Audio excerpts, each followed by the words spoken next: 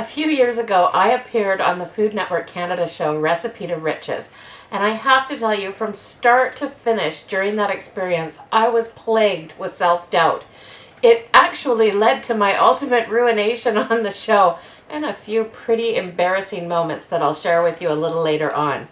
One of the things that I learned, though, and oftentimes through difficult situations, is some keys for overcoming self-doubt, because truly self-doubt when we're embarking on a new project, I mean, it's good to be open to feedback and criticism and open to making changes, but when we become plagued with self-doubt, it actually has a way of sabotaging our progress. And so I'm going to give you some keys for working on self-doubt in your own life, and also for working out the kinks with people on the sidelines, right? Because so often when we're starting a new project or we have a new idea, everybody's got an opinion.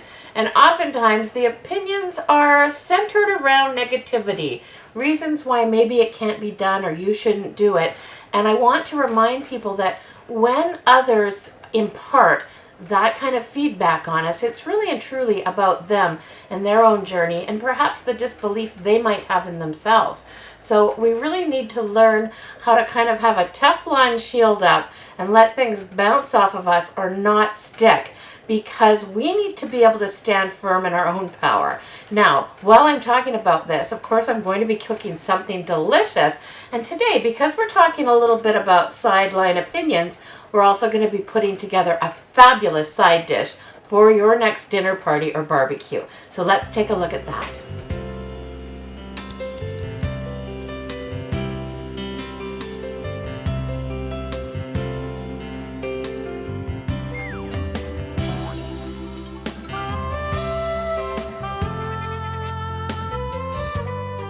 So the first step to putting together this incredible side dish is to parboil your potatoes. And you can see I've got the potatoes boiling right now.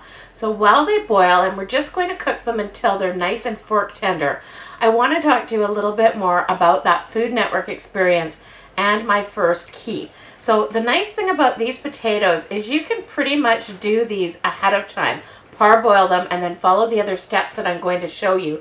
And then you can just pop them into the refrigerator until you're ready to serve. So talk about easy, no muss, no fuss recipe for entertaining.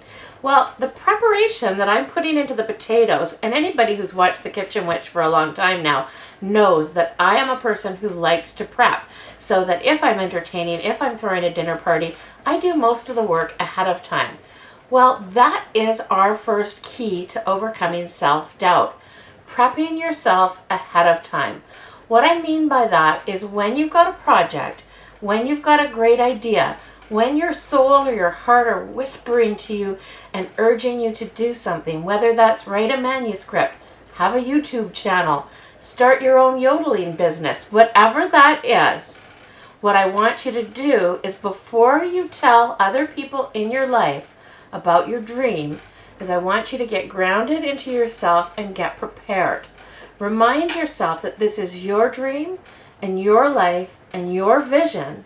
And I really believe with all my heart and soul that we are given these things through spirit, through desire, and that when you hold these things, they're yours. And even though other people outside of you may have thoughts and opinions about the best roads for you to take or the best things for you, truly I believe deep in your heart of hearts, you know what's best for you. And so when we get prepared, we can dial in and remind ourselves, this is my vision. I'm going to stay steadfast in it. I'm not going to close myself off to feedback, because sometimes people do have little helpful nuggets to impart with us. But for the most part, I'm going to believe that this is my dream and I'm going to give it a try. If it fails, it's on me. If it succeeds, though, it's also on me. But if I self-doubt and start listening to all of the voices coming from other people and it fails, Well, that's kind of tragic. And that's what happened to me when I was on the Food Network. So I'd come up with a recipe. It was for something that I called Asian snack wraps. And they were these beautiful little scallion pancakes that I would individually cook. They were salty and chewy and crispy. And then I put this delicious sweet and savory pork filling into them, and you'd roll them up and you'd eat them. And they were beautiful. And they were unlike really anything that I'd ever seen before. However, when I introduced them to some of my friends and family and told them that when I went onto the show I was going to have to cook up 300 of them, people began throwing in doubting comments to me, telling me that they didn't think I'd be able to do all 300, telling me that they were too picky, telling me that the filling was going to fall out, all kinds of things that threw me into a whole head trap, right, back in the mind again, of not believing in myself and my original vision. And so I decided when I went onto that show not to make them as I was originally going to. And I ended up deep frying them instead. They were still delicious, but they weren't the original concept that I had introduced. And I believe by doubting myself and listening to all the other people that I truly made a $25,000 decision, perhaps even a $250,000 decision, because I believe that if I had stuck to my original vision, I would have either failed, but it would have been on me, or I would have continued to go on instead of coming in second place, which was my experience. So I'll give you our second key in a second, but now that the potatoes are boiled and they're nice and fork tender, we're just going to place them onto a baking sheet, just like so. And now what we're going to be doing is we're going to take a potato masher and we're going to mash them down so that they almost become like little cookies. Let me show you. So we just take our masher like so, and we're going to just come in. It's going to get a little bit messy, that's okay. And then you're just going to use your fingers and pull or mash your back out again. I'm just using a fork. And then what I like to do with it is I like to just use my fingers, just kind of gather it back together so it looks like a little cookie. Brush the smashed potatoes generously with extra virgin olive oil and sprinkle with sea salt, finely diced rosemary, and black pepper. And then just set aside, cover, and refrigerate until ready to roast. While those roast, let's look at the final two keys for alleviating self-doubt, especially when we're beginning a project. The first one is to always listen to your inner voice, because I truly believe that it's those things that whisper to you. When something is whispering to you, that means pay attention. Do you know when somebody talks softly, it causes us to listen more carefully. So what I'm encouraging you to do is listen to the whispers of your heart and soul.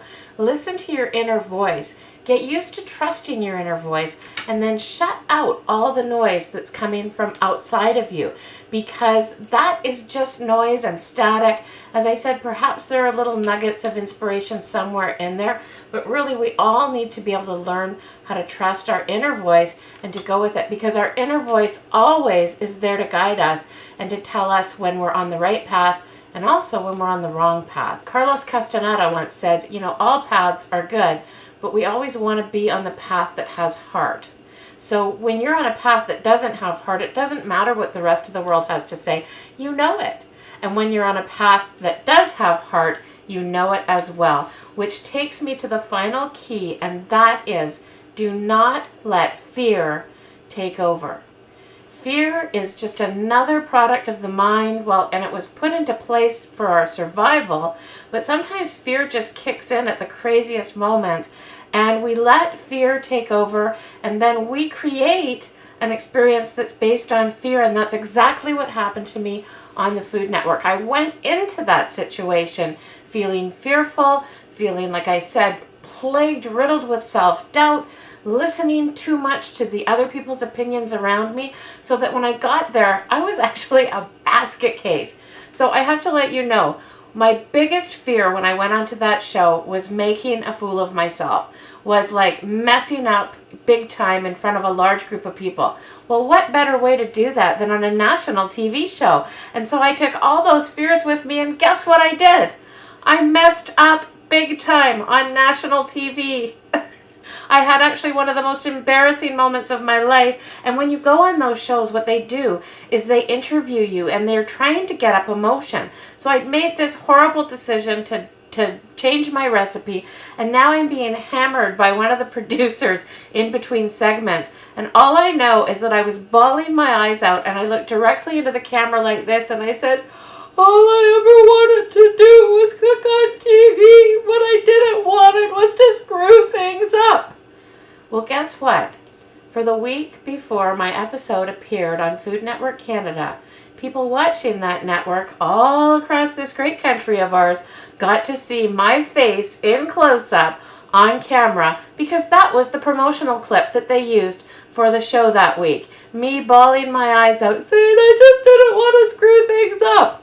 I let fear take over, and I created the exact experience that my fear thought would happen. Our thoughts become realities, people, and so you got to be very careful in choosing your thoughts. Now, was that the end of the world? No, not really, but you cannot know the heartache and angst that I went through prior to the show coming on, because I am a crisis worker, and I had to wonder if people in my community are going to be like, what kind of a crisis worker is this?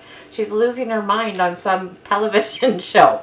Anyways, moral of the story, I got through it. We all have embarrassing moments at times, but if I can share these keys with you to help you get out of your head, believe in yourself, trust your inner voice, trust that it's time for the potatoes to go into the oven, then it's going to be easier for you. And that's just my hope, if some of my experiences can help pave the way to other people feeling less doubtful.